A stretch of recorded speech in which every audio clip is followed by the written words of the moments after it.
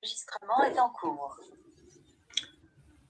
Alors, bonsoir à toutes et tous. Merci de participer à ce premier événement des Shifters organisé en collaboration avec l'association de Rive en Page. Et bienvenue à notre intervenant de ce soir, Vincent Doumézel. Alors, l'association de Rive en Page est une association littéraire donc qui promeut la lecture et la littérature en général et la littérature environnementale en particulier. Et il y a 2 ans, Dorive en Page a créé un prix littéraire environnement et il se trouve qu'en 2025, sur la 2e édition du prix littéraire environnement de Dorive en Page, il se trouve que un petit opuscule de 32 pages, Comment les algues peuvent sauver le monde, était en compétition dans la section jeunesse de ce prix littéraire environnement. Et eh bien, c'est Vincent Doumézel avec son petit livre pour enfants qui a remporté la section jeunesse du prix littéraire environnement de Dorive en Page en 2025. Donc, c'est une des raisons pour laquelle nous l'avons parmi nous ce soir. Et je me réjouis d'écouter sa conférence.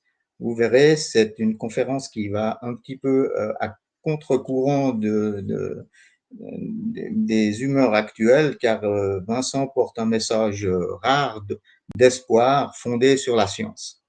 2 mots sur Vincent avant de lui laisser la parole. Vincent Doumézel est conseiller océan au Pacte mondial des Nations Unies et il est fondateur de la Coalition mondiale des algues ou Global Seaweed Coalition.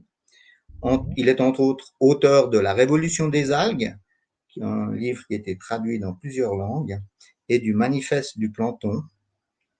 Et il est devenu au fil des années la voix mondiale des algues et du plancton. Vous savez, le plancton et les algues, ces organismes qui ont façonné la vie sur Terre, qui permettent la vie telle qu'on la connaît aujourd'hui sur Terre. Et ces organismes pourraient bien nous aider à la préserver. C'est ce que va nous raconter Vincent ce soir. Vincent, je vous laisse la parole.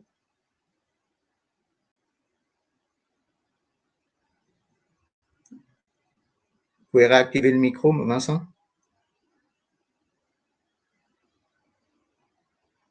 Vous êtes en mute. Ça y est, c'est bon là. Là, vous devez m'entendre. Est-ce que vous voyez ma présentation? Oui, c'est tout bon. On voit la présentation et on vous entend. Eh bien, c'est magnifique. Alors, allons-y comme ça, pourvu que ça dure. Merci d'abord de m'avoir invité à communiquer sur ce sujet. En effet, je travaille aux Nations Unies, en fait, où je porte ce beau sujet des algues depuis maintenant plus de 5 ans. Et j'ai commencé, je ne suis pas un scientifique, je ne suis pas un biologiste. J'ai vraiment commencé dans l'agroalimentaire.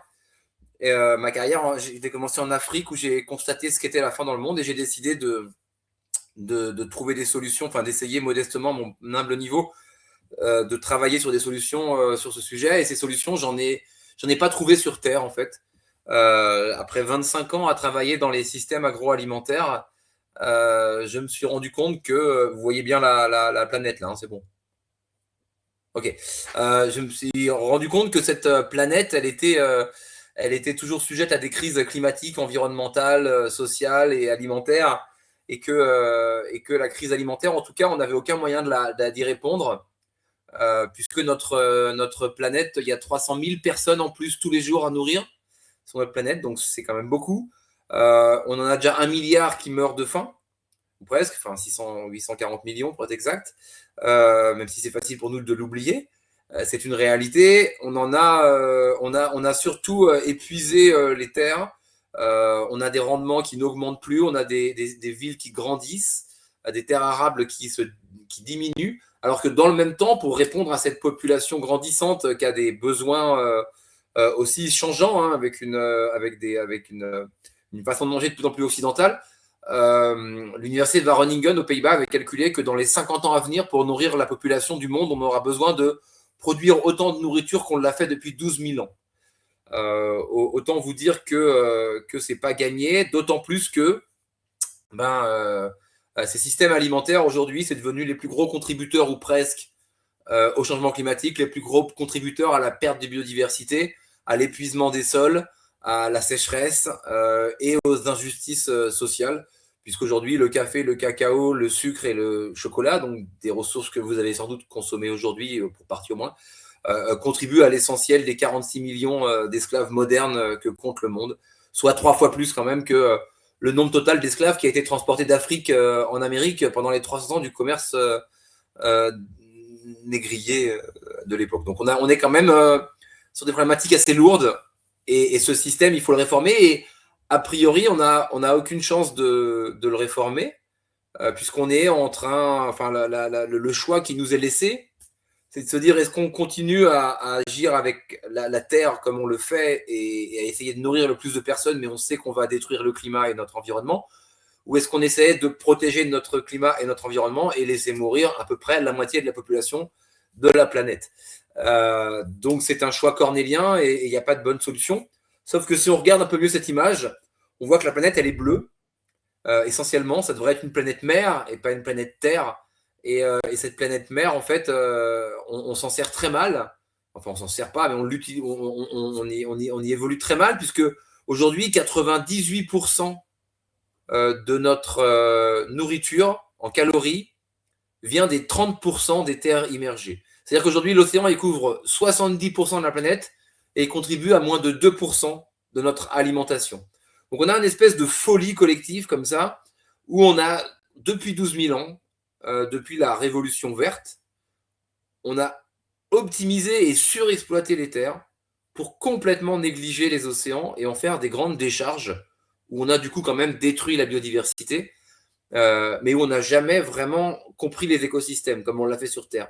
Et c'est pour ça qu'on a appelé cette révolution la révolution des algues, enfin que le livre s'appelle comme ça, parce qu'en tout cas, il y a 12 000 ans, on a fait une révolution verte en passant de l'état de chasseur-cueilleur à celui de cultivateur. Cette révolution, on ne l'a jamais faite dans les océans. On est encore des chasseurs-cueilleurs. L'essentiel de ce qu'on récupère comme ressources dans les océans, c'est de la pêche, ce qui correspond à la chasse.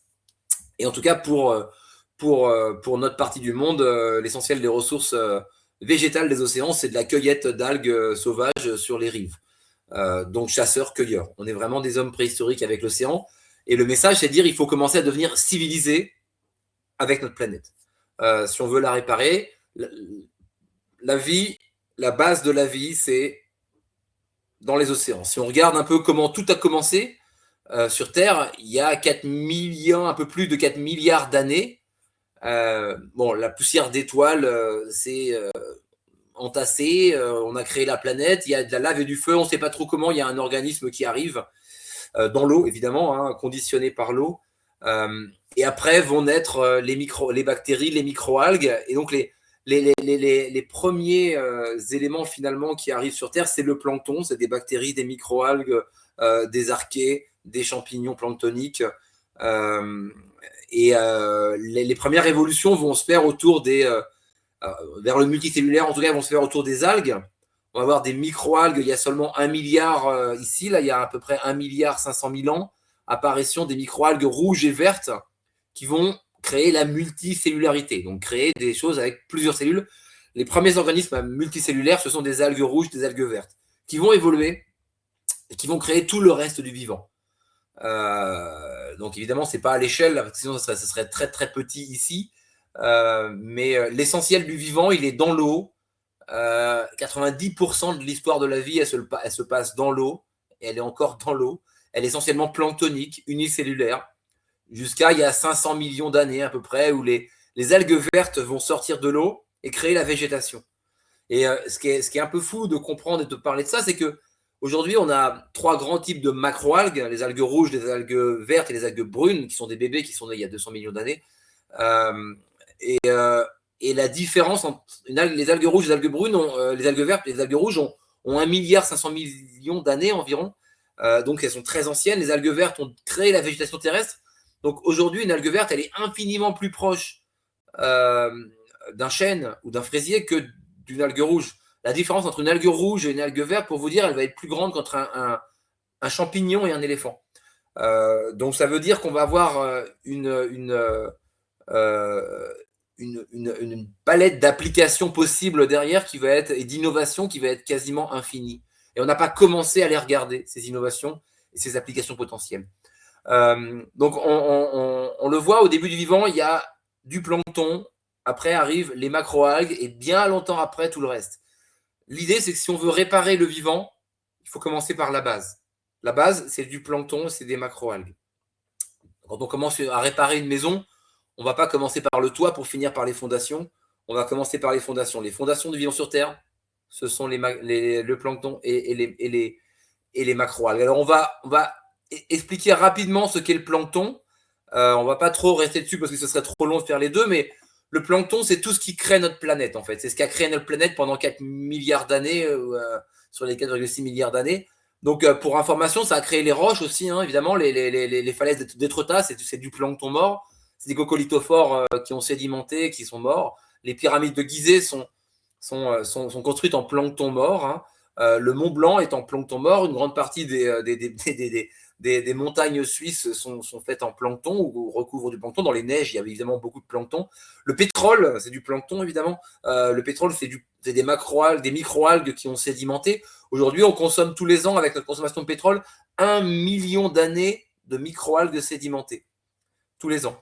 On consomme 1 million d'années de microalgues sédimentées, alors on en a un peu de réserve quand même. Les craies qu'on utilise à l'école, pour ceux qui ont mon âge, c'était du plancton mort, c'est des cadavres de plancton. Donc il est partout ce plancton, en fait, on ne le sait pas, mais il a vraiment créé tout ce qu'il y a autour de nous. On pourrait aller à l'infini là-dessus. On le voit évidemment, c'est ce qui donne les couleurs à l'océan, le plancton. Hein. Cette tache, c'est juste un bloom planctonique de coccolithophore. Là, on voit toutes ces taches dans l'océan, ces traits, ce sont des planctons qui prolifèrent. Le plancton, c'est 90% de la biomasse des océans. La moindre goutte d'eau va contenir des millions d'organismes. Et ça recouvre une multitude d'organismes énormes. Mais il n'est pas seulement invisible, le plancton, il va inclure aussi les méduses ou des organismes gélatineux. Le plus gros d'entre eux, il fait 100 mètres de long, le siphonophore. Donc on va retrouver des nanoscopiques virus dans le plancton et des immenses siphonophores. Comparer la taille d'un virus à celui d'un siphonophore, ce serait un peu comme comparer la taille d'une fourmi à celle de la France, pour donner un ordre d'idée. Donc on voit bien qu'on a une palette d'organismes qui est incroyable et qui va être le fichier cœur de notre planète, du vivant. En fait, tout est recyclé par le plancton, l'oxygène, les nutriments, le carbone. Si la planète elle a cette température-là, c'est essentiellement à cause du plancton et de l'action qu'il y a eu depuis 500 millions d'années. Aujourd'hui, si on le change, le plancton, ce qu'on est en train de faire avec nos activités anthropiques, avec le changement climatique, les pesticides, etc., vous changez la base du vivant. Donc lui, le plancton, il va survivre, mais il va changer. Donc l'océan, par contre, va devenir toxique pour nous. Et il va sans doute plus séquestrer de carbone, ou beaucoup moins. Et donc, évidemment, tout le reste du vivant va changer. Alors, ça ne veut pas dire que le vivant va disparaître, hein, mais l'être humain, c'est sûr que oui. Donc voilà, donc c'est vraiment, là, encore une fois, le fondement de tout le vivant sur Terre. Si on le change, ça va tout changer. Alors, la bonne nouvelle, c'est qu'on a une explosion de la connaissance du plancton, grâce à l'IA, grâce à la génomique surtout, à la capacité qu'on a à mesurer dans l'océan avec des drones, avec des caméras immergées, etc., à comprendre le plancton. On le voit là, une explosion du savoir du plancton depuis 10 ans. On a découvert par exemple 150 millions de nouveaux gènes dans l'océan depuis 10 ans. Pour information, on en a 22 000 dans notre corps des gènes. Donc 150 millions, c'est vraiment beaucoup, beaucoup. On ne sait évidemment pas encore ce qu'on peut en faire, mais c'est quasiment infini et on voit des potentiels de biomimétisme absolument déments. Pour donner notre ordre d'idée de cette explosion du savoir, il y a 10 ans, on a lancé une expédition pour aller comprendre les virus dans l'océan. On en connaissait 40. Aujourd'hui, on en connaît un demi-million. Donc voilà, en fait, le 19e siècle, on a appris la vie sur Terre avec Haeckel et Darwin. Moi, je pense que le 21e siècle, on va apprendre la vie invisible dans la mer, en fait. Et ça va tout changer parce qu'on va comprendre la biologie planétaire. Et c'est comme un être vivant. Une fois que vous comprenez comment ça fonctionne, vous pouvez beaucoup mieux le soigner et le rendre en bonne santé. Et je pense que pour qu'on puisse rendre notre planète en bonne santé, il y a évidemment un effort d'austérité à avoir et changer notre façon de vivre, mais il y a aussi à comprendre beaucoup mieux comment elle fonctionne et quel est le cœur du réacteur. Et le cœur du réacteur du vivant, il est dans l'océan. Ça, il n'y a aucun doute là-dessus. Donc, on utilise un peu de plancton aujourd'hui, hein, c'est un peu connu. On fait des élevages de plancton, on le voit là. Il y en a beaucoup dans les médicaments. Il y en a de plus en plus. On a de la spiruline que tout le monde connaît, ou presque, je pense, qui est un plancton et qui est évidemment une solution nutritive exceptionnelle. On va voir la chlorelle ou d'autres micro-organismes comme ça. On n'en est qu'au tout début de l'histoire. C'est pour ça que je vais passer sur un sujet qui est un peu plus appréhendable, on va dire, dans l'immédiat, mais et qui est très parallèle. On va retrouver sur les mêmes logiques que sont les macroalgues. Parce que là, sur le plancton, on est sur des microalgues. Donc, les macroalgues, on va avoir, comme on l'a dit, trois grands types de macroalgues, des rouges, des brunes et des vertes. Alors, vous pensez peut-être aux macroalgues. Il y a des extraits de ma BD là, hein, c'est la révolution des algues. Les macroalgues vertes sont connues en Bretagne pour être des nuisances. C'est absolument pas une nuisance, c'est très bon les algues vertes. Toutes les algues sont comestibles. Hein. 12 000 algues, elles sont toutes comestibles. Elles sont très bonnes pour la santé, elles sont excellentes. C'est juste que quand elles prolifèrent et qu'elles pourrissent, elles prolifèrent du fait des activités terrestres, du fait qu'on déverse dans l'océan des pesticides, des phosphates, des nitrates. On ne gère pas le problème dans l'océan et donc ça crée des désordres écosystémiques et ça crée des proliférations, les sargasses aux Caraïbes, les algues vertes en Bretagne. Ces algues vertes, elles vont créer des déséquilibres, mais si vous aviez 10 millions de tonnes de fraises de gariguette dans votre jardin, elles pourriraient, vous n'auriez plus rien de vivant et le résultat serait le même, et pourtant les fraises c'est bon. Donc c'est vraiment pas le problème des algues vertes, hein, c'est vraiment le problème de cette explosion de nutriments sur Terre qui se déversent dans l'océan et cette absence de la gestion du problème. Les algues, pourtant, on les connaît bien, on les connaît très très bien dans notre histoire, mais on les a beaucoup oubliées. Les algues, la plus vieille trace de consommation d'algues, elle a 30 000 ans. Elle est en Amérique, ce qui est une histoire un peu folle aussi. On n'a pas le temps de la raconter là, mais les plus anciennes traces de consommation d'algues ont entre 30 et 14 000 ans en Amérique. On sait qu'on est devenu des sapiens voici plus de 200 000 ans, parce qu'on mangeait beaucoup d'algues avant. En fait, les scientifiques ont prouvé que seul un apport massif d'acides gras polyinsaturés qu'on ne trouve que dans les algues ont permis de devenir ce qu'on est, d'avoir un gros cerveau par rapport à notre masse corporelle. En fait, on était, jusqu'à la Révolution, il y a moins 12 000, jusqu'à cette période-là, on était beaucoup des mangeurs d'algues, en fait, des mangeurs d'algues et de poissons. Et il y a plein d'histoires qui montrent cela. On l'a un peu oublié. On a inventé l'agriculture au bord de la Méditerranée, qui est une très mauvaise mer pour les algues. Du coup, il y a eu un rejet des algues, parce qu'elle est fermée, parce qu'elle est polluée, elle est chaude, il n'y a pas de marée, etc. Donc, très mauvaise mer pour les algues. Et donc, les Mésopotamiens, puis les Grecs, puis les Romains, se sont désintéressés progressivement des algues. On a des écrits de Virgile, d'ailleurs, qui l'attestent, ou d'Aristote.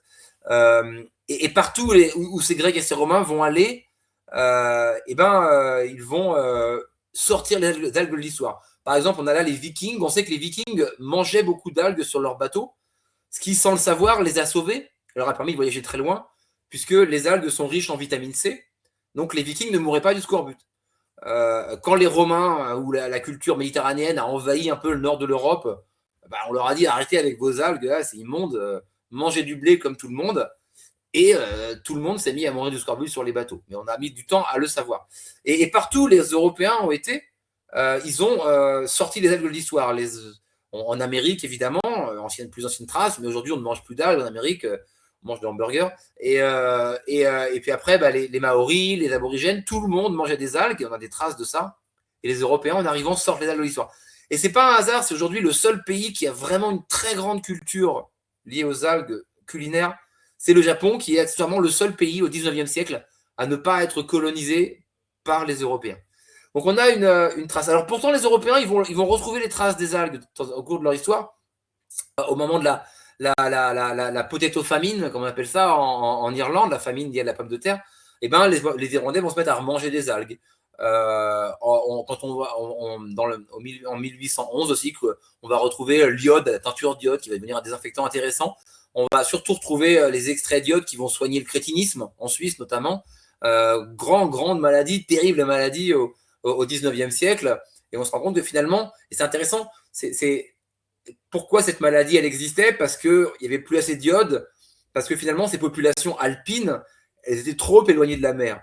Et notre corps, ce qu'on est, reste intimement lié à la mer. Et il a fallu artificiellement reconnecter ces corps alpins à la mer en leur donnant du sel iodé, ce qui a soigné absolument tout le monde. Hein. Mais il y a bien ce lien en fait qu'on doit, nous sommes ce que nous sommes parce que nous avons encore un lien à la mer. Et ce lien, on l'a perdu depuis 12 000 ans et il est temps de le retrouver. Alors on pourra citer plein d'autres histoires. On a gagné la Première Guerre mondiale. Enfin, je parle de nous, les Français, parce qu'on a réussi à produire la poudre à canon à base d'algues. Voilà, il y a plein de choses. Et aujourd'hui, on sent qu'il est l'heure de retrouver les algues. Les ressources de notre planète arrivent au bout, et donc il est temps de retrouver les algues. Alors, c'est pas un concept, hein, c'est pas une idée comme ça. C'est pas, on est très loin du phénomène des insectes ou autre. C'est déjà une culture qui est très développée, mais qui n'est pas connue chez nous en fait. Mais la Chine, elle a vécu une terrible famine dans les années 60 et donc elle a appris à cultiver les algues. On a ici un champ d'algues à Xiapu. Alors, ce n'est pas forcément le modèle vers lequel on veut arriver, extrêmement intensif et monoculture. Donc, on veut essayer d'arriver à autre chose, nous. Mais en tout cas, il y a déjà 40 millions de tonnes d'algues qui sont produites dans le monde. Donc, c'est énorme. On est sur des échelles d'une grande culture céréalière d'un pays européen. Aujourd'hui, les algues contribuent en Asie à nourrir plus d'1 milliard de personnes avec des apports nutritionnels qui sont critiques pour ces pays-là. Encore une fois, le Japon, c'est après la guerre qu'il a vraiment appris à cultiver les algues. Il en mangeait, mais il les récoltait, etc. Donc, et la Chine, c'est dans les années 60, et la Corée, etc. C'est relativement récent. Mais alors, on peut se demander pourquoi une seule région dans le monde a appris à cultiver une ressource qui est finalement une bombe nutritionnelle, qui n'a pas besoin de pesticides pour pousser, qui n'a pas besoin de terre, qui n'a pas besoin d'être nourri, qui ne va pas s'en aller en volant ou en nageant. Et c'est un peu bête de le dire, mais on n'a même pas besoin de les arroser, les algues. Hein, c'est assez pratique. Donc, pas besoin d'eau douce. Et bien, en fait, il y a une raison extrêmement claire pour ça. Elle tient en un slide, enfin une image. Vous avez plus de monde qui vit à l'intérieur de ce cercle qu'à l'extérieur. Donc, les algues, pourquoi on les a cultivées là? Parce qu'on est arrivé, bien avant le reste du monde, à l'épuisement des ressources locales. Donc, si vous pensez que il y a du monde au bord du lac de Genève le dimanche après-midi à la plage, je vous invite à aller à Dakar pour voir ce que c'est que du monde, ou à Calcutta. C'est vraiment autre chose. Donc, en tout cas, voilà, il y a ce centre de gravité asiatique qui les a forcés à se tourner vers les algues avant nous, mais il est temps, et on va être obligé de le faire, et ça tombe bien parce que ça va avoir beaucoup d'aspects positifs, comme on le reverra par la suite. Alors d'abord, vous allez me dire à quoi ça ressemble une ferme d'algues chez nous. On va avoir une ferme d'algues ici. Donc voilà, on est en Norvège, enfin là on est en Bretagne même. Vous voyez, des algues, ça peut être assez grand, hein, déjà. C'est pas des petites algues. Les plus grandes algues, elles font 60 mètres de haut. Hein. Elles sont au Chili ou en Alaska ou en Nouvelle-Zélande. Elles sont immenses. Donc on va les mettre sur un fil en fait. Et puis on va les laisser pousser. On ensème un fil. On les laisse pousser, on les coupe, on les laisse repousser tous les 6 mois. Donc, c'est assez pratique. On n'a besoin de rien, de l'eau et de l'eau salée et du soleil. Et puis, ça y va. Donc, c'est quand même relativement simple. C'est assez peu énergivore et ça ne nécessite pas grand-chose, on va dire. Alors, après, qu'est-ce qu'on va en faire? Là, il y a un potentiel applicatif, encore une fois, qui est énorme. La première chose que tout le monde connaît et que les Japonais, fort heureusement, ont popularisé, c'est la nourriture. Alors, on connaît surtout la nourriture asiatique, nous, sur les algues. C'est vrai que c'est très, très, très populaire. Les sushis sont entourés d'algues, évidemment, du nori. On va retrouver les salades de wakame. Et au Japon, c'est partout les algues et elles contribuent à faire des Japonais le peuple qui connaît la plus longue espérance de vie, qui a des taux de cancer jusqu'à 40 fois inférieurs au reste des pays, des taux d'obésité, de maladies cardiovasculaires ou de diabète extrêmement faibles. On sait que les algues vont avoir un rôle là-dedans. Pourquoi? Parce que les algues, ce sont des bombes nutritionnelles. Elles vont être riches en magnésium, bien plus que le chocolat, donc vous n'avez aucune excuse pour manger du chocolat. Riches en fibres, riches en calcium, en protéines, en vitamine B12, en zinc, en oméga 3, en phosphore, en vitamine A, C, K. Au passage, c'est la seule végétale qui a de la vitamine B12, donc extrêmement intéressant pour les végétariens. On atteint sur certaines algues 40% de protéines. Quand on compare ça au soja sur lequel on a basé notre économie et avec lequel on nourrit tous nos animaux, qui est à 25% de protéines, on se dit que c'est quand même intéressant d'apprendre à cultiver les algues rouges. Malheureusement, on ne sait pas encore le faire. enfin ou très mal. Les algues, elles sont surtout délicieuses si on apprend à les manger. Elles ont le goût de l'umami, qui est un goût qu'on connaît tous, qui n'existe très très peu sur Terre que dans les champignons et les tomates trop cuites, mais qu'on connaît tous parce que, enfin ou presque tous, parce que c'est le goût du lait maternel en fait. Donc on l'a eu quand on était petit, on l'a pareil perdu aussi. Ça nécessite parfois un peu un effort, enfin un effort ou une curiosité pour le redécouvrir, car comme toutes les choses nouvelles qu'on a oubliées, on a un peu un moment de surprise. Mais c'est délicieux. De plus en plus de chefs s'intéressent aux algues. On a vraiment tous les plus grands restaurants aujourd'hui, enfin les plus grands chefs en tout cas mondiaux, se tournent vers les algues. Et c'est un nouveau territoire d'exploration gastronomique et gustative pour eux en fait. Donc ça c'est très intéressant. C'est un peu comme tout en fait. Hein. Si vous prenez une pomme de terre crue, bah, c'est pas bon. Une fève de cacao crue, c'est pas bon. Si vous en faites du chocolat ou des frites, ça devient tout de suite plus sympathique. Donc c'est pareil, les algues, il faut apprendre à les cuisiner. Et encore une fois, c'est très très bon pour la santé. Elles vont être naturellement anti-inflammatoires, antibactériennes, antivirales, analgésiques, antifongiques. Et ce sont les prébiotiques naturels les plus puissants pour nos organismes. Donc on a vraiment, il n'y a pas de graisse et pas de sucre. Donc voilà, et encore une fois, il n'y a pas d'algues, de macro-algues toxiques. Donc vous pouvez y aller, vous promener sur la plage, tant qu'elles sont accrochées, tant qu'elles ne sont pas pourries, mangez-en. En fait, on en mange déjà, sans le savoir, vous ne savez peut-être pas, mais les algues sont présentes dans 70% des produits transformés. Donc je fais souvent ce jeu avec les enfants de deviner dans quel produit il n'y a pas d'algues, en fait dans aucun. Il y a des algues dans tous ces produits ici. Si votre bière elle mousse pas plus, c'est parce qu'on met de l'alginate dedans. Si vos glaces ne sont pas liquides, c'est parce qu'il y a des extraits d'algues qui leur permettent d'avoir cette texture-là. Le dentifrice, pareil, il coulerait sur votre brosse à dents. La viande, elle reste rose parce que vous la couvrez de carragénane. Ah bon, voilà, les bonbons, etc., ils ont cette texture-là. Donc, vous avez des algues dans presque, des extraits d'algues dans presque tous les produits que vous consommez, mais vous ne le savez pas. Alors, vous connaissez un de ces produits, il y en a trois, il y a la carragénane, l'alginate et l'agar-agar que les cuisiniers entre vous connaissent. Donc, ce sont ce qui entoure les cellules des algues, en fait. Ce sont des extraits. Alors, le problème, c'est qu'on perd tous les nutriments, tout l'intérêt. On a juste la partie gélifiante, mais on jette le reste. En fait, aujourd'hui, c'est un peu débile. Donc, l'idée, c'est de voir comment on pourrait manger les algues différemment et les savourer entières. Parce que les algues, elles vont être bonnes pour nous, pour notre santé et bonnes pour la planète. Et après, il y aura toujours des gens qui ne voudront pas forcément changer leur mode alimentaire et manger des algues. Mais à la limite, c'est pas grave. On pourrait se dire qu'ils pourraient manger des animaux nourris avec les algues. Alors, par exemple, on va penser au saumon en Norvège, qui aujourd'hui est nourri en partie avec des tourteaux de soja. Encore une fois, soja à 25% de protéines, OGM, déforestation de l'Amazonie, transport depuis le Brésil jusqu'en Norvège, alors qu'on a des algues rouges à 40% de protéines qui poussent à côté de la ferme. Donc on se dit, ça va peut-être un effort, les amis norvégiens et écossais, d'apprendre à cultiver ces algues rouges pour les donner à vos saumons plutôt que les tourteaux de soja OGM. Donc voilà, en plus, les algues chez les poissons, ça va améliorer leur santé, ça va améliorer leur système immunitaire, et on pourra recréer, et c'est ça notre modèle, quand je disais que c'est pas forcément le modèle chinois qu'on veut avoir, on pourra recréer de la permaculture des océans. On le voit ici, on va pas cultiver que des algues, on va cultiver des algues ici, avec des concombres de mer en dessous, avec des poissons ici. Donc les algues et les concombres de mer vont absorber tous les déchets des poissons, il n'y aura plus de déchets, il n'y aura plus de pollution liée aux poissons, on va mettre des Saint-Jacques, des huîtres, etc. On va recréer des écosystèmes en mer et tout va se nourrir les uns les autres et ça va recréer une biodiversité globale. Donc on voit que c'est extrêmement positif de nourrir évidemment des animaux marins avec des algues. Ça paraît quand même plus pertinent que de leur donner des tourteaux de soja ou de la farine animale. Terrestre, j'entends. Mais même pour les animaux terrestres, en fait, les algues ont un intérêt très fort. Par exemple, on va regarder ce mouton-là, c'est le mouton de North Ronaldsay. C'est le mouton qui est dans le nord de l'Écosse, enfin dans une île au nord de l'Écosse. Et en fait, on voit pas là, mais il y a un mur en fait là, il y a un mur avec un gardien du mur. Alors, on n'est pas dans Game of Thrones, hein, le gardien du mur, il surveille pas des zombies qui vont arriver de l'océan.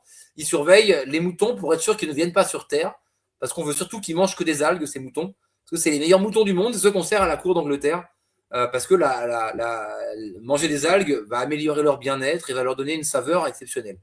C'est le cas de tous les animaux. Aujourd'hui, on a une filière en France qui s'appelle Merci les algues, que je vous invite à aller voir. Regardez, ils ont des très beaux sites, etc., avec plein d'informations qui démontrent qu'en nourrissant des animaux avec des extraits d'algues, on peut supprimer le besoin en antibiotiques, améliorer le bien-être des animaux et aussi réduire leurs émissions de méthane. Et ça, c'est important. Par exemple, cette algue-là, l'Asparagopsis taxiformis, c'est une algue qu'on trouve en Australie. Elle diminue de 90% les émissions de méthane des ruminants. Donc en Suisse, vous avez beaucoup de vaches qui font des très bons fromages, notamment, et qui émettent beaucoup de méthane. Et cette algue-là, elle réduit de 90% les émissions de méthane avec 40 grammes par jour. Donc pour vous la faire très courte, si on donnait 40 grammes par jour de cette algue-là à toutes les vaches de la Terre, l'impact pour le climat, il serait équivalent à arrêter toutes les voitures et tous les camions du monde du jour au lendemain. Donc c'est pas rien, c'est quelque chose d'assez exceptionnel. Aujourd'hui, malheureusement, cette algue-là, on ne sait la cultiver qu'en Australie, elle n'est endémique qu'en Australie. Donc il faut faire des travaux, il faut apprendre d'autres algues aussi. Il y a sûrement d'autres algues qui ont des capacités similaires, mais encore une fois, tout est à comprendre. Mais il y a vraiment à côté décarbonation de notre alimentation, fin des antibiotiques à outrance. On sait combien l'antibiorésistance est un danger pour l'humanité. Et amélioration du bien-être des animaux. Donc c'est une solution, là aussi encore, qui ne concerne pas uniquement la nourriture directe. Et le plus gros potentiel des algues pour nos systèmes alimentaires, il n'est ni en alimentation directe, ni au niveau des animaux, il est dans la production de ce qu'on appelle des biostimulants, qui vont remplacer les fertilisants et les intrants chimiques qu'on utilise dans l'agriculture.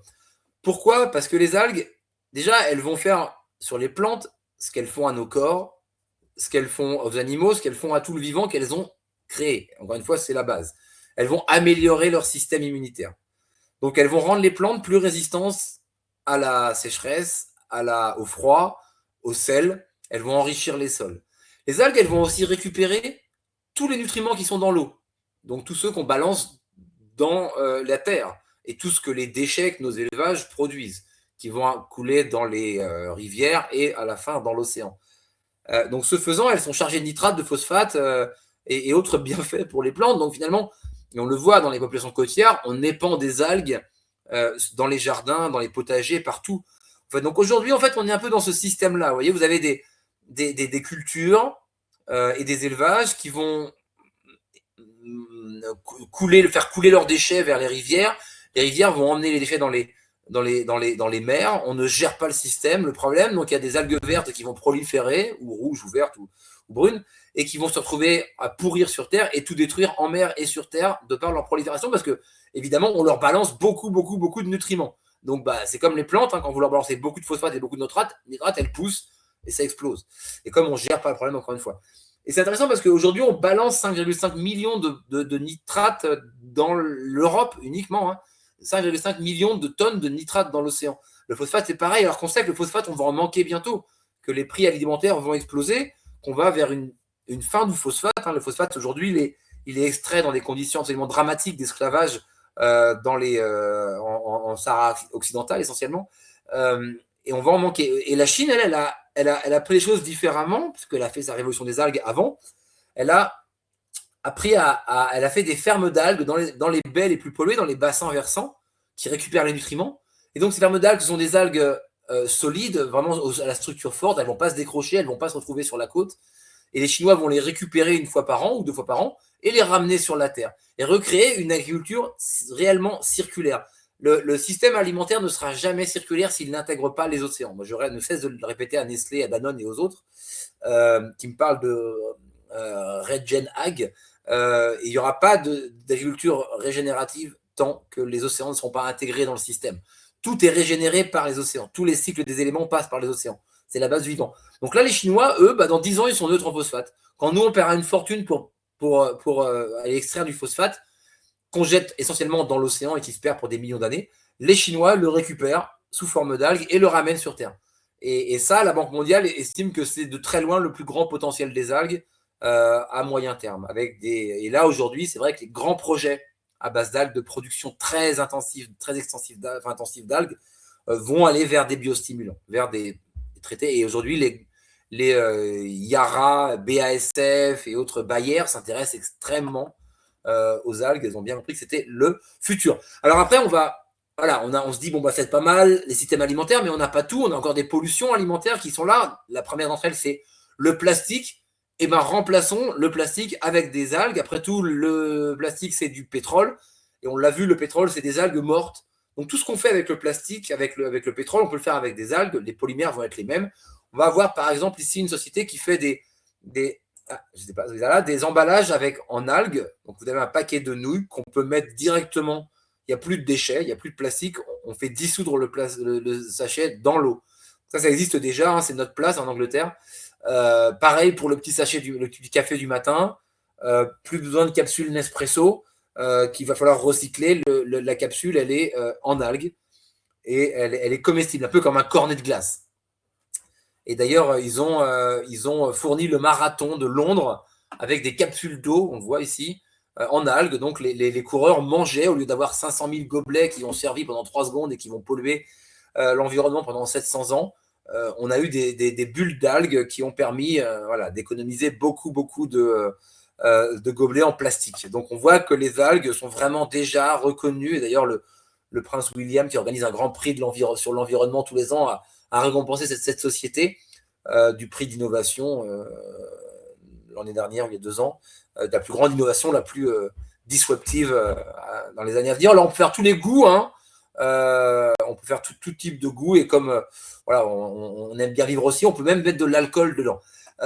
Donc, il n'y a pas de problème. Les algues vont aussi remplacer d'autres matières non durables. On va penser par exemple au coton. Ici, on a un t-shirt en coton qui est en algues, par exemple. Là, on a des tressages en algues. Là, c'est plus de l'art. Là, on a une basket en algues.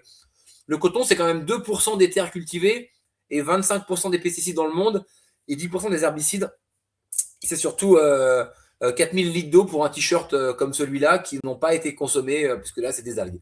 Donc voilà, c'est pareil, il y a plein de ressources comme ça et on en a un grand nombre. On va avoir des encres végétales. On vit dans un monde d'encre. On est entouré par des encres. Tout est autour de nous, des peintures ou des encres. Donc voilà, plus de peinture et plus d'encre végétale. Des matériaux de construction. Avec les sargasses, on arrive à faire des briques aujourd'hui, des cols, qui étaient des cols à base d'algues, des sacs, comme les Maoris faisaient depuis très longtemps. Mais voilà, on va avoir un potentiel, encore une fois, d'innovation et de solutions qui est absolument illimité. Et c'est ça qui est vraiment intéressant. Et les algues auront en même temps beaucoup de bienfaits, notamment de réparer les océans. Elles vont, encore une fois, c'est la base de la vie sous l'océan, donc elles vont les réparer. Alors vous allez me dire, pourquoi les réparer? C'est grand les océans, ça va? Non, en fait, c'est pas grand du tout. Les océans, c'est la base de la vie, c'est ce qui conditionne la vie sur Terre, et c'est beaucoup moins grand qu'on le croit.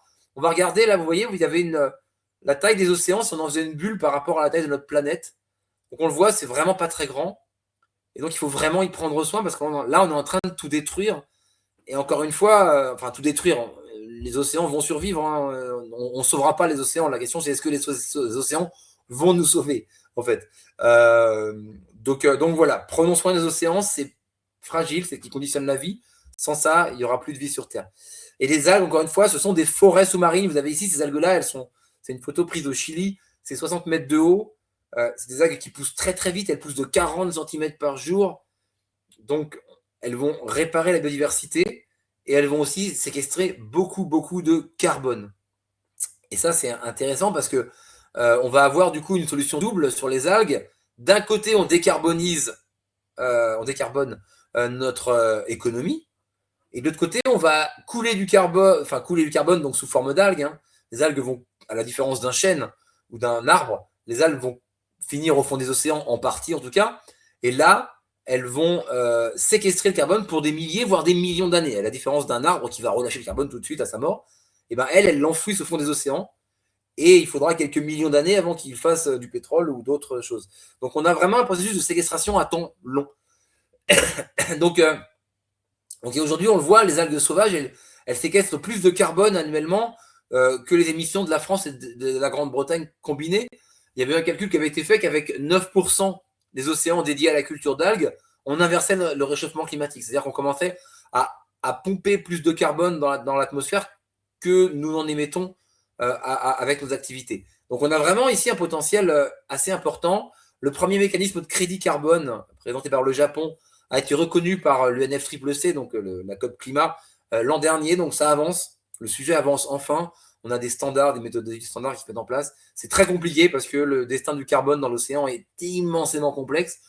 Ça dépend de la profondeur, ça dépend des échanges avec l'atmosphère. C'est d'une grande complexité scientifique, mais en tout cas, il y a des belles avancées. Et ce qu'on sait, c'est que les algues, et encore plus le plancton pour le coup, définissent en partie la température. On a une macroalgue qui a proliféré il y a 50 millions d'années, qui s'appelle l'azola, qui a donné lieu à l'événement Azola, qui est un événement géologique, puisque cette algue, elle a coulé au fond de l'océan des millions des milliers des gigatonnes de carbone, et elle a fait baisser la température de 20 degrés de la planète et créé le climat qu'on connaît aujourd'hui, avec les pôles glacés, etc., et qui était beaucoup plus chaud à l'époque. Donc voilà, les algues l'ont fait, elles peuvent le refaire.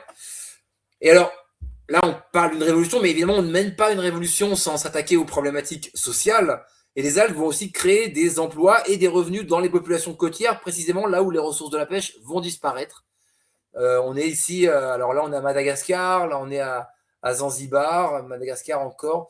Et on voit que ce qui est intéressant, c'est que sur ces photos, on le voit, ce sont des femmes.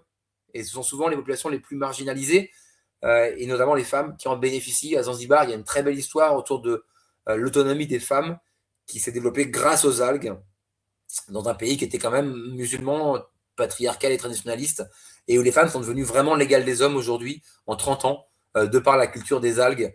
Et pareil, à Mada, où j'étais il n'y a pas longtemps, il y a vraiment c'est impressionnant de voir comment les algues ont changé la vie de certaines populations en les sortant de la pauvreté la plus terrible. Donc il y a une très belle solution ici aussi, et ça va être évidemment valable en Alaska, où j'étais la semaine dernière. On a des taux de chômage qui sont 2 fois supérieurs au reste de l'Amérique. On a la fin de l'ère pétrole, et fort heureusement. Mais n'empêche que tous ces gens-là, il faut leur retrouver un travail, et les algues, ça correspond à quelque chose de très intéressant pour eux. Donc il n'y a pas qu'en Afrique, évidemment, que ça va apporter des solutions locales. Et voilà. Donc on le voit, les algues, c'est une solution. Alors dans ma BD, j'avais fait un dessin avec Super Algoman, qui vont soutenir l'emploi, qui vont soutenir l'économie locale, la pharmacie, l'alimentation, les fertilisants, les biomatériaux, la séquestration du carbone, l'économie verte, la régénération des océans, l'égalité des genres.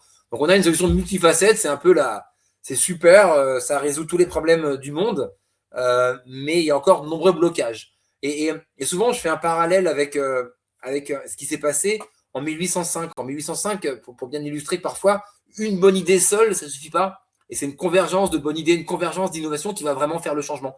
Et en 1805, on a inventé la canette, la boîte de conserve. Et ça semblait à tout le monde une révolution. On s'est dit, mais ça va être génial, on pourra conserver la nourriture, la transporter facilement, sur des longues distances. C'est top, on va tous utiliser ça. Et personne ne l'utilise. Pendant 50 ans, personne ne l'utilise. Ça n'a aucun impact. Tout le monde s'en fiche de ces boîtes de conserve. Il va falloir attendre quelque chose qui va permettre d'utiliser les boîtes de conserve et qui va les rendre vraiment, vraiment très populaires. C'est absurde, mais c'est l'ouvre-boîte.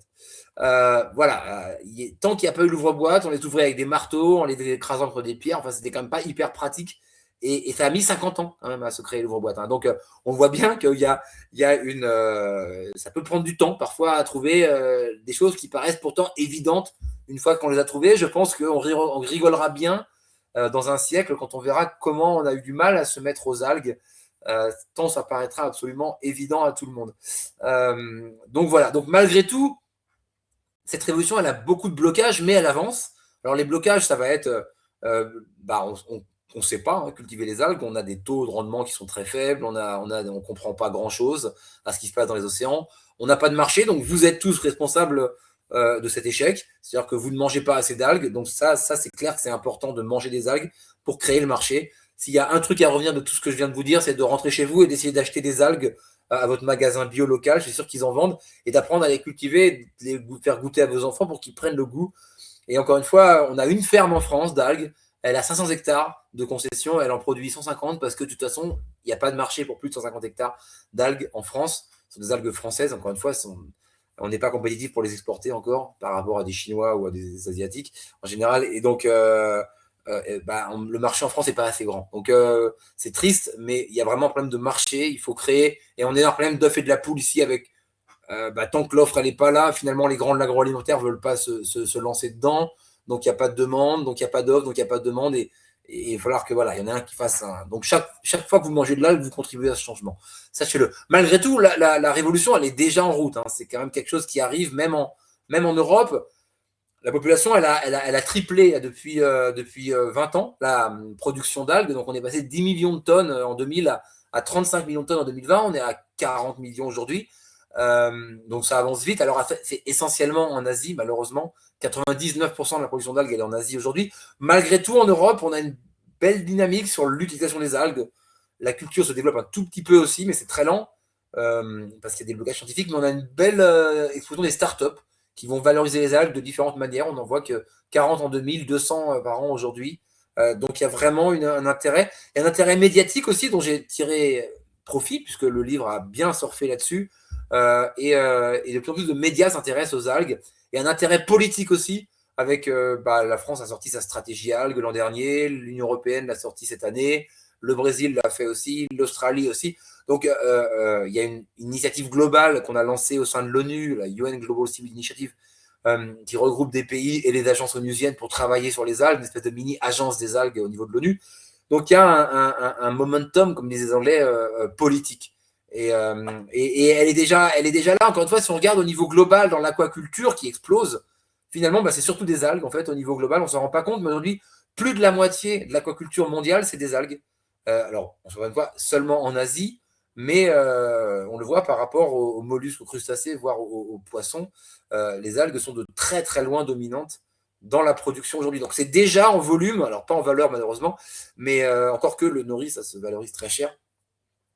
En volume, c'est vraiment déjà très très très présent, les algues. Et c'est pas, encore une fois, on n'est pas sur une niche, sur un concept, sur un truc, peut-être ça va marcher, ça, c'est déjà là, c'est déjà en place. Il faut juste qu'on le mette en place chez nous et qu'on crée les marchés dans nos économies, dans nos pays, en Europe, en Amérique, en Afrique, etc. Donc pour ça, pour aller plus vite, en effet, il y a 5 ans, nous avons lancé, j'ai été beaucoup à l'initiative de ça, je pense, une coalition globale des algues. Vous pouvez tous devenir membres, hein, c'est même à titre, voilà, si ça vous intéresse, vous recevrez une newsletter pour voir les solutions qui existent, etc. Vous pouvez vous devenir membre ici, c'est globalcivilcoalition.org. C'est hébergé par l'ONU, on a plus de 2000 membres aujourd'hui dans plus de 90 pays, on a 500 sociétés d'algues qui sont référencées, donc on va les avoir sur une carte, vous pourrez voir ce qui se fait dans tel pays, il y a des choses qui se font en Suisse, je suis sûr, vous le verrez. Et donc on est hébergé, on est en partenariat avec le CNRS pour la partie scientifique, et on est hébergé par l'ONU en fait, et on est devenu la principale, je dirige toujours cette coalition, on est devenu la voix des algues à travers le monde, on réunit des financements qu'on redistribue, on a créé un comité scientifique, on essaie de travailler avec la FAO pour normaliser les choses, avec différentes agences onusiennes, on fait beaucoup de plaidoyer évidemment, on est vraiment devenu la voix des algues, et on crée une communauté aussi à travers un site internet donc, qui est dans sur cette plateforme. On essaie de rassembler tous les acteurs des algues pour partager les connaissances, accélérer les changements et attirer les investissements qui sont l'autre maillon extrêmement faible du secteur actuellement, a fortiori depuis le recentrage des investissements sur les armes et l'énergie. C'est évident qu'en termes de financement, c'est très dur pour le secteur des algues en ce moment. Donc voilà. Mais les algues, pourtant, ça reste quand même une solution extrêmement positive. Et comme le disait Claude, moi je suis quelqu'un de très positif et je suis un peu atterré quand je voyage à travers le monde, quand je vois à quel point il va mieux, de mieux en mieux, et à quel point nous, dans nos économies, dans nos systèmes, dans nos vieux pays, on se lamente, oubliant que la part de la mondiale de l'extrême pauvreté, elle a chuté de façon vertigineuse au cours des dernières années, que l'illettrisme, il a chuté, que l'espérance de vie, elle explose, 32 ans d'espérance de vie en 1900, 73 ans aujourd'hui, que le niveau d'études entre les hommes et les femmes, il n'a jamais été aussi égalitaire, que l'égalité entre les hommes et les femmes, elle n'a jamais été aussi égalitaire, que même les catastrophes naturelles ou la pollution atmosphérique, les morts dues à la pollution atmosphérique, elles ont divisé par 2 en 30 ans, ces 30 dernières années. Les cancers diminuent, quoi qu'on en pense, rapporté à la population, les cancers sont en chute libre, on a vaincu les grandes maladies. Enfin, on va beaucoup mieux, tout va beaucoup mieux dans ce monde, et pourtant on n'arrête pas de ne voir que ce qui va mal. Je pense que c'est dangereux, ça crée des systèmes de prophéties autorisatrices, comme on le voit aux États-Unis, hein, encore une fois, j'en reviens, et c'est assez terrible, où à force de prévoir le pire, on crée une société qui fait le lit du populisme, en colère, triste, perdant le lien de soi et on va générer le pire en fait à force de le prévoir. Et c'est ce qu'on voit avec Trump aujourd'hui, c'est ce qu'on voit avec d'autres populismes dans le monde. Et je pense que pour moi, il est essentiel, et c'est ça, les algues, c'est pour porter l'espoir. C'est vraiment aussi c'est pour ça que je le porte beaucoup dans les écoles, dans les universités. Je suis demain à l'université pour en parler devant tous les élèves de l'université. Et parce que je pense qu'on a nourri cette prochaine génération beaucoup trop avec des peurs et des drames, alors que le monde, il va mieux. Le monde, on a de sérieuses raisons d'être optimiste. Et surtout, on va rien changer en ayant perdu d'avance. Il y a des problèmes énormes, évidemment, qui sont là, mais c'est qu'en étant confiant qu'on va les résoudre. Et moi, pour moi, ce que je leur dis, c'est que si on apprend à cultiver les océans, la ressource, elle est tellement infinie, elle est tellement immense dans les océans, qu'on pourra se souvenir de cette prochaine génération comme la première sur Terre, et c'est pas rien, à nourrir l'intégralité de sa population. Pour la première fois de l'histoire de l'humanité, si on apprend à cultiver les océans, on pourra nourrir toute la population mondiale. Et on le fera en plus en réparant le climat, en limitant la biodiversité et en réduisant les injustices sociales. Et cette population, cette génération, on pourra se souvenir d'elle pour ça. Mais ça commence maintenant, évidemment. Donc cette révolution, elle commence ici et maintenant. Donc je vous dis à tous, bienvenue dans la révolution des algues. Voilà. Et pour en savoir plus, vous avez ces livres dans plusieurs langues, avec la BD, le livre pour enfants, comment les algues peuvent sauver le monde, etc., qui est imprimé, et le pouvoir du plancton, le manifeste du plancton, que j'espère avoir l'occasion de présenter un jour au bord du lac Léman. Et voilà, qui sort en Angleterre, qui sort en anglais au mois de mai. Voilà. Merci. Merci, merci Vincent. Alors, normalement, je dois pouvoir ouvrir. Normalement, vous devriez pouvoir ouvrir vos micros. Je vais commencer par une question. Je vais ouvrir les questions. Regardez si vous pouvez ouvrir vos micros. Dites-moi si c'est pas le cas. Moi, je vais commencer par une question. Donc, vous avez dit que on était responsable parce qu'on ne consommait pas assez d'algues. Moi, après avoir vu votre conférence donc au mois de novembre à Évian, c'est vrai que je consommais pas du tout. Ça m'était jamais venu à l'idée de consommer des algues, bien que j'en ai consommé en Asie. Et j'ai cherché un petit peu à, à trouver des algues à Genève. J'ai vu beaucoup de produits cosmétiques à base d'algues, mais en termes alimentaires, c'est très pauvre. Enfin, c'est très rare et c'est très cher. Alors malheureusement, ça reste assez cher. On en trouve essentiellement dans les magasins bio. En tout cas, en France, on en trouve partout dans les magasins, je sais pas quelles sont les marques en Chine, mais c'est vrai que c'est compliqué. Il y a des sites pour commander, évidemment. L'intérêt des algues, c'est que contrairement aux produits terrestres, une fois séchées, elles gardent tous leurs nutriments. C'est-à-dire qu'elles vont être très facilement transportables, sans chaîne du froid, et leurs bénéfices santé vont rester les mêmes. Donc, vous pouvez sans problème en commander en fait des sachets entiers sur Internet.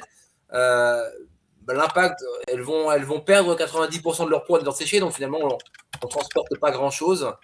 Par exemple, au Japon, pendant le confinement lié au Covid, nous, on s'est jeté sur des pizzas et des pâtes, et des pizzas surgelées. Eux se sont jetés sur des algues, parce qu'ils savaient qu'ils pouvaient les conserver pendant des mois, voire des années dans leur placard, que c'était très nourrissant, et que voilà. Donc, j'entends que la Suisse, c'est pas le meilleur des pays pour prôner la révolution des algues, mais on doit pouvoir en trouver. Au pire, il faut en acheter en ligne. Au pire, aller en chercher quand vous allez au bord de la mer. Si vous allez en Bretagne, il y a beaucoup de propositions là-bas, à des prix plus raisonnables, évidemment, sans doute qu'en Suisse. C'est vrai que c'est pareil, c'est un peu le fait la poule. Tant qu'on n'en demande pas et qu'on n'en mange pas, les commerçants n'en commandent pas. Et voilà, c'est pour ça qu'il faut essayer d'en parler. Réclamez-en à votre magasin si vous n'en trouvez pas. Oui, très bien. Ouais, c'est ce que je fais. Alors, je vois que Annette, t'arrives à ouvrir ton micro ou t'arrives pas? Ça n'a pas l'air d'arriver.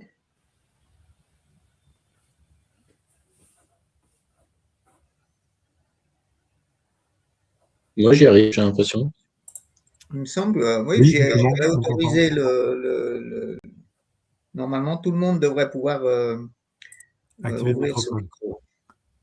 Donc, si jamais, Annette, il faut que tu cliques que tu descendes la souris en bas au milieu et que tu actives le microphone. Un petit peu à gauche sur l'icône de gauche.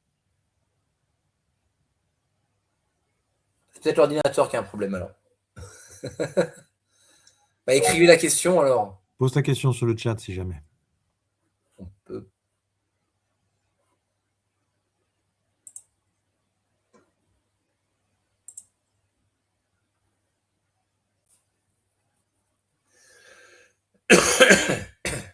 Bon, ben, en attendant que Annette résolve le problème, Julien, tu peux poser ta question. Ouais, j'en ai deux. Enfin, on n'a pas obligé de traiter les deux, mais la première, elle est sur l'avenir du phytoplancton, justement. On sait que l'acidification de l'océan pose des problèmes pour la classification de pas mal de ces petites bêtes, phytoplancton d'ailleurs. Est-ce que tu saurais nous dire, Vincent, quelle est la fraction du plancton qui a des structures calcaires par rapport à celles qui ne seraient pas impactées par Ben, en fait, déjà c'est très variable, c'est très changeant, c'est impossible, et puis on n'en sait pas grand-chose. Ce qui est certain, c'est que le climat de notre planète, aujourd'hui, l'océan, il absorbe 30% du carbone dans l'atmosphère. Le climat de notre planète, il a été conçu par ces... alors, j'aime pas parler de phytoplancton parce que quand on étudie le plancton, on se rend compte que la différence entre le phyto et le zoo, ça n'existe pas vraiment. Tout le plancton, il est à la fois animal et végétal, enfin une grande partie du plancton, ce qu'on appelle le mixoplancton. Et donc, il est à la fois photosynthétique et hétérotrophe. Et donc, bref, qu'importe, on va pas s'exagérer là-dessus, mais en tout cas, la production primaire du plancton, la partie la plus fondamentale, en effet, aujourd'hui, on est sur un monde, pour faire simple, où les coccolithophores et les diatomées, qui sont des organismes qui produisent des carapaces, elles peuvent évoluer parce qu'il fait une certaine température, et que si la température augmente ou si on continue de les déranger avec nos rejets dans l'océan, les dinoflagellés, qui sont un autre type de mixoplancton, enfin, ou de phytoplancton, vont prendre le dessus. Et les dinoflagellés, certains sont toxiques, comme je le disais. C'est ce qui nous rend malade quand on mange des poissons ou des huîtres. C'est des toxines produites par ces organismes-là. Et les dinoflagellés, ils n'ont pas de carapace. Aujourd'hui, on voit bien qu'il y a une prolifération des dinoflagellés au détriment des diatomées et des coccolithophores, qui sont encore une fois ces planctons qui, depuis 300 millions d'années, ont posé le décor du vivant. Donc en fait, si on change ces fondements, ben, tout le reste s'écroule en fait. La température elle va exploser. Après, il y a les planctons qui vont bénéficier de ces changements. Alors on le voit déjà, les méduses aujourd'hui, elles bénéficient de tous les désordres qu'on crée, ou presque, enfin une partie des méduses. Elles vont aimer l'océan, elles vont aimer l'acidification qui va leur permettre de digérer plus facilement les micro-organismes à coque qu'elles vont vouloir manger. Elles vont aimer les plastiques qui vont tuer leurs prédateurs, sur lesquels elles vont pondre leurs œufs pour les envoyer au loin. Elles vont aimer la surpêche qui va tuer leurs prédateurs et leurs compétiteurs. Elles vont aimer le réchauffement climatique parce qu'elles aiment l'eau chaude. Donc il y a des organismes qui vont proliférer en fait. Ce ne sera pas les mêmes et ce ne sera pas nous. Donc voilà, en fait, l'intérêt, c'est de se dire il faut qu'on arrive un minimum à déranger ces phytoplanctons, à déranger l'équilibre qui est en place, mais qui est d'une immense complexité et qu'on est très loin d'avoir compris actuellement. En tout cas, il faut qu'on commence à se demander comment le déranger le moins possible. Bah, sinon, on casse voilà, la brique fondamentale et tout le reste de la pyramide va s'écrouler. Ok. Non, là, ma question était surtout parce qu'en fait, essayer de construire des solutions sur quelque chose qui est fragile, c'est toujours compliqué. Et en l'occurrence, le phytoplancton est déjà aujourd'hui, et c'est pas en passe de Bah, en s'améliorer. soi, Donc, le phytoplancton n'est pas fragile, hein, il va survivre. Ça fait 4 milliards d'années qu'il est là, il va continuer, lui, hein, mais il sera même pas le même. Il sera différent. Et donc, tout ce qui est bâti dessus va être différent. Donc voilà, après, protéger les diatomées, protéger les leucolithophores, on sait comment faire. Il faut planter des arbres, il faut essayer d'éviter les pollutions dans l'océan, ralentir le changement climatique, etc. Mais c'est pas simple. Et puis après, il faut comprendre aussi comment ça fonctionne, l'océan, et on est c'est l'intérêt d'un jumeau digital, par exemple, de l'océan, qui va permettre. En fait, l'intérêt n'est pas seulement de savoir ce qu'il y a, et quel est le pourcentage de diatomées ou de cocotophores, c'est les interactions qu'ils ont entre eux. Et ça, c'est d'une complexité monumentale. La chaîne alimentaire dans l'océan, elle est extrêmement complexe. Et essayer de comprendre ces interactions entre les différents types de plancton, les dynamiques, pourquoi l'un va prendre le dessus sur l'autre, c'est ça qui va être très complexe, en fait. Et j'ai une deuxième question, Claude, mais si tu veux, je la pose après. Laisse passer les autres. Je vais me faire le porte-parole d'Annette, puisqu'elle a 3 questions. Première question, comme il y a plus de 12 000 types d'algues et que toutes sont comestibles, comment est la situation dans les lacs freshwater, dans l'eau douce? Alors, les algues, dans les freshwaters, on n'a que des algues vertes déjà. Il n'y a qu'un type encore une fois, il n'y a qu'un type d'algue qui ne vit pas dans l'eau salée, c'est des types d'algues vertes. Elle est pas idéale parce que souvent elles sont polluées, parce qu'on est sur des systèmes fermés.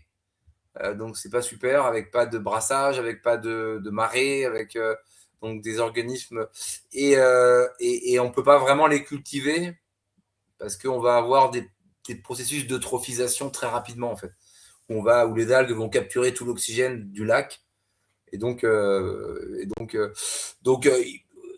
elles existent gustativement, c'est loin d'être les meilleures du monde aussi. Donc, et même en termes de composés bioactifs, c'est pas non plus fou. Donc, on va dire que c'est pas la priorité. Voilà. Ouais, comme tu disais déjà que la Méditerranée, c'était étant une mer fermée, c'était pas idéal pour Voilà, cultiver des non. algues. C'est clair que les lacs, ça doit être encore pire. Alors, deuxième question, le livre pour enfants, donc je pense que c'est comment les algues peuvent s'évoluer. Ouais. Le livre pour enfants, est-il disponible en anglais ou en allemand? Eh ben non, mais si vous avez des idées pour qu'il le soit, je suis preneur.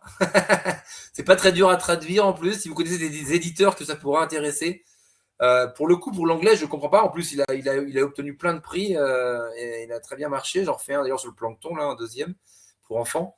Mais non, il n'a jamais été traduit en anglais. Alors en allemand, même le livre n'a pas été traduit. Donc en fait, les Allemands m'ont dit que j'étais pas assez allemand pour être traduit, enfin pour sortir un livre en Allemagne. Je voulais. Alors en plus, je parle même pas suisse-allemand, encore moins. Hein. Déjà, en allemand, il est très rustique, donc encore. Bon, bref. Donc non, les Allemands, ils ont même pas voulu les traduire. Par contre, non, le livre en France, ce serait bien, notamment en anglais.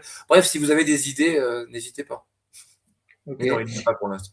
Et la troisième question, c'est est-ce qu'il est possible d'avoir la présentation? Ouais, je l'enverrai, pas de problème. Merci beaucoup, merci beaucoup. Voilà, est-ce qu'il y a d'autres questions?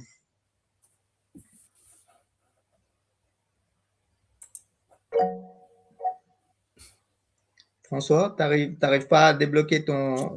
Salut. Ah ouais, bon. J'espère que vous m'entendez. Excusez-moi, j'ai pas pu me joindre à la discussion plus tôt parce que j'étais dans le train, il y a eu des gros retards. Du coup, j'ai que pu assister à la fin. Mais merci beaucoup, Vincent. Vraiment super intéressant. J'ai surtout entendu là parler du potentiel des algues que je trouve intéressant. Moi-même, je suis vegan et puis j'essaye un peu de faire attention à ce que je mange, trouver des bonnes sources de différents nutriments. Et puis là, récemment, j'ai commencé à consommer ces algues kombu pour l'iode, justement, pour essayer de pas trop manger de sel. Mais malheureusement, j'ai la même difficulté que toi, Claude. J'en ai pas retrouvé la dernière fois que je suis allé même au magasin bio, mais je vais trouver. Et puis, juste un tout petit commentaire que j'ai, Vincent. Alors, moi, je pense vraiment aussi que le potentiel est énorme et que tu le comprends beaucoup mieux que moi.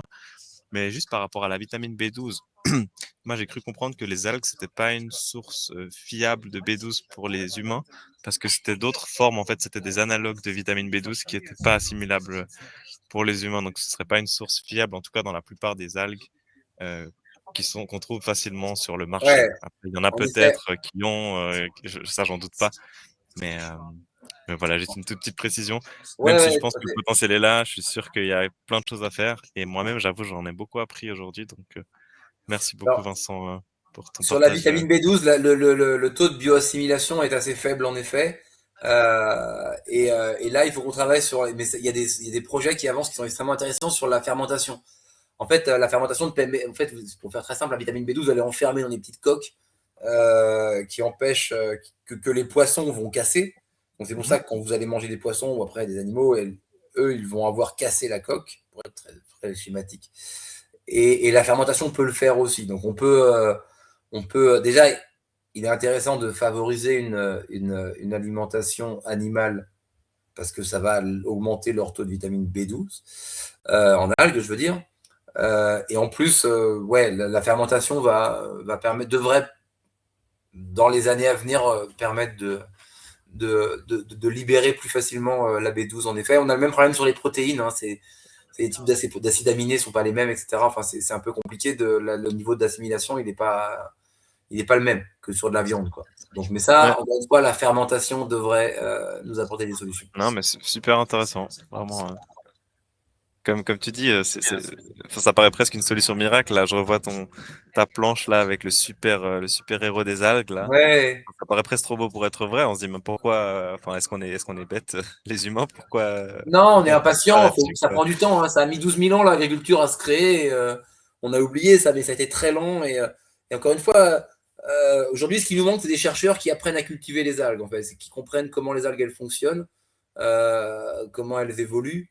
Une algue, pour donner une idée, hein, quand elle est attaquée par un bigorneau, certaines algues, elles vont avoir deux types de défense. Le premier, elles vont libérer une toxine qui va prévenir toute la communauté d'algues de produire une toxine autre qui va dégoûter les bigorneaux, donc, comme les acacias avec les girafes. Les acacias sont des descendants des algues. Hein. Et parfois, le bigorneau il sera vraiment affamé, il continuera de les manger. Donc, les algues ont une deuxième technique. Elles mobilisent leur holobionte, donc les bactéries autour d'elles, pour appeler les prédateurs du bigorneau, donc appeler les poissons ou les crabes qui mangent les algues. Et cette complexité microbiotique, là, on touche vraiment, c'est là qu'on revient au plancton, en fait. C'est infini, en fait, c'est énorme. Enfin, pas infini, mais elle est grande par rapport à notre savoir des océans qui est tout petit aujourd'hui.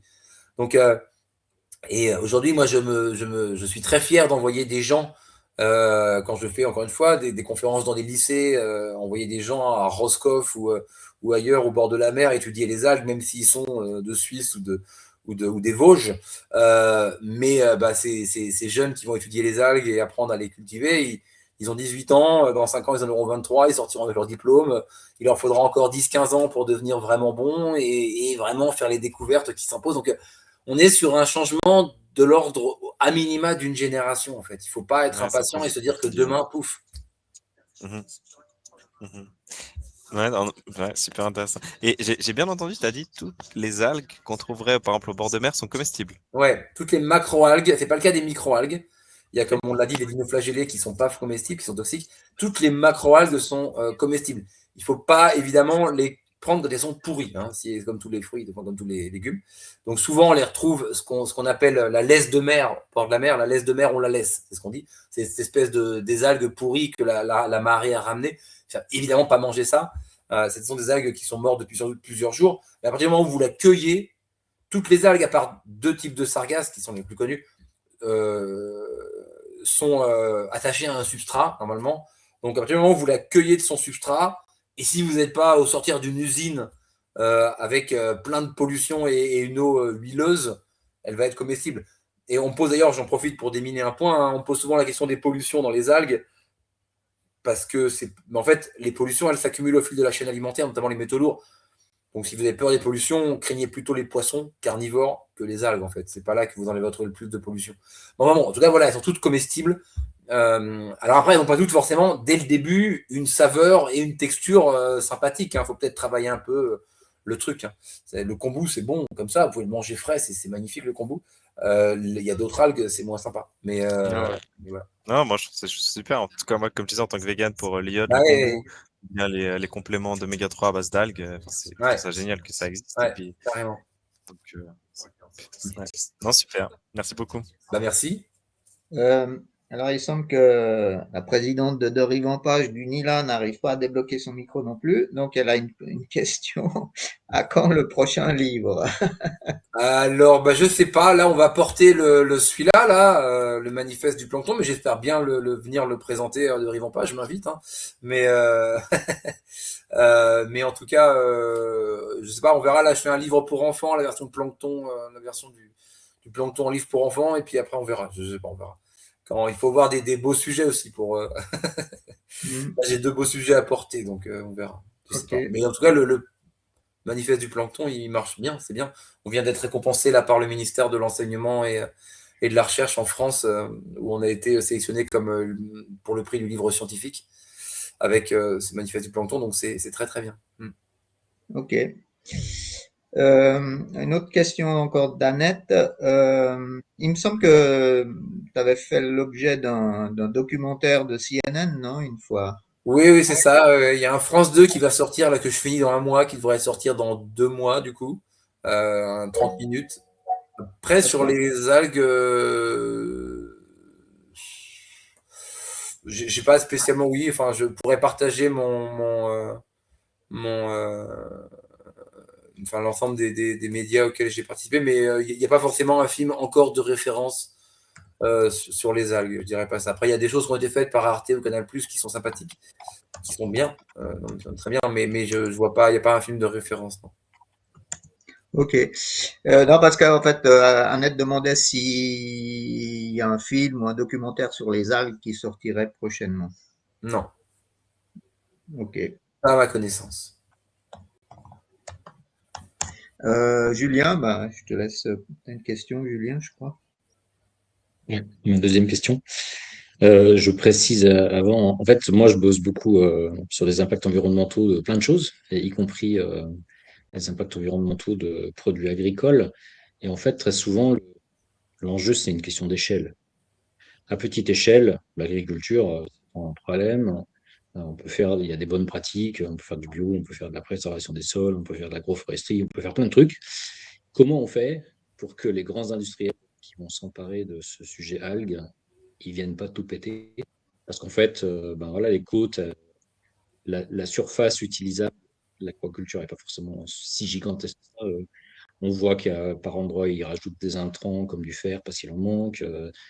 Ils vont utiliser des écosystèmes potentiellement qui sont plus disponibles, espèces, etc. Donc en fait, on pourrait retrouver potentiellement les mêmes mots que l'agriculture. Donc c'est quoi la stratégie pour éviter qu'on fasse le même carnage dans les océans?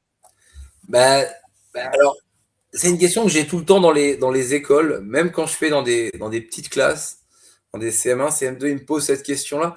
Et quand ils me posent cette question-là, moi, je me dis que je ne l'aurais pas posée à leur âge. Et je me dis que ça, c'est bon signe, déjà, qu'ils se la posent.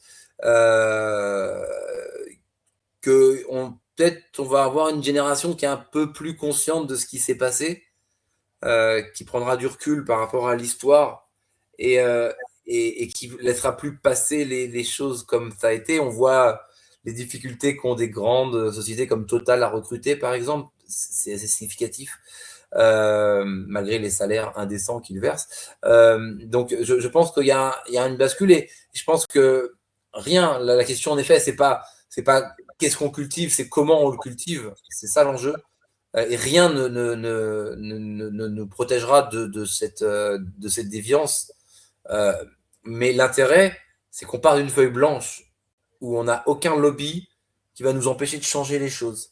C'est-à-dire que demain, si vous dites, OK, bah, moi, le maïs ou le blé, je veux le changer complètement, bah, bon courage. Parce que vous avez un ensemble de résistances assez impressionnantes. Vous avez des enjeux éthiques et sociaux, dans le sens où vous nourrissez une population de 8 milliards de personnes avec ces ressources-là, et que si vous vous ratez, vous allez... voilà, donc il y a des résistances sûrement qui sont fortes. Sur les algues, on part de rien. On part de rien, donc là, c'est ce que je dis pour répondre à la question de ces enfants. C'est vous qui écrirez la page blanche, là, en fait. Elle sera écrite comme vous décidez de l'écrire. Vous ne pourrez pas dire c'est de la faute des anciens. Ce sera votre faute à vous et ce sera notre faute à nous si ça va mal. Mais ce qui est intéressant, c'est vraiment de partir de rien. Et après, en effet, si le pire arrive, bah, c'est qu'il doit arriver et il arrivera. Mais le potentiel, il est qu'on n'a pas de résistance. Moi, je suis très actif, hein, je porte mon message partout, j'ai pas d'ennemis, personne ne m'en veut. Je suis une solution pour tout le monde. Voilà, même les grands chimistes me trouvent sympathique parce que j'apporte une solution à un problème de ressources qu'ils vont avoir.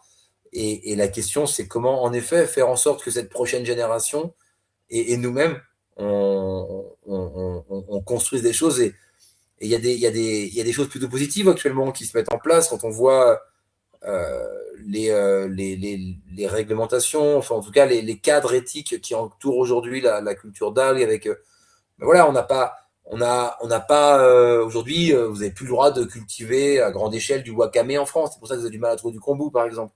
Parce que le kombu, ça vient d'Asie, ça vient pas de France. Et aujourd'hui, on n'a pas le droit de cultiver du kombu en France. Et voilà, le maïs, on le cultive partout. Et si vous dites demain aux Français, cultivez plus de maïs, bon courage. Sur les algues, on l'a fait. On a dit aux Français qui en cultivaient, comme il n'y en avait pas beaucoup, vous arrêtez maintenant et vous allez travailler sur des algues locales. Donc il y a des choses qui se font, qui vont en ce sens.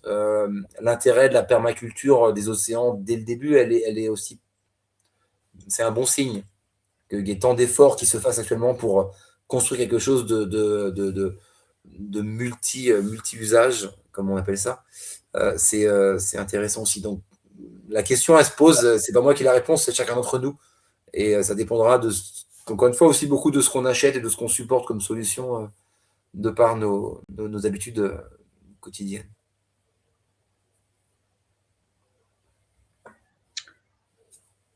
Est-ce qu'il y a d'autres questions? Personne ne demande la parole. Je vois rien dans le chat. Ok.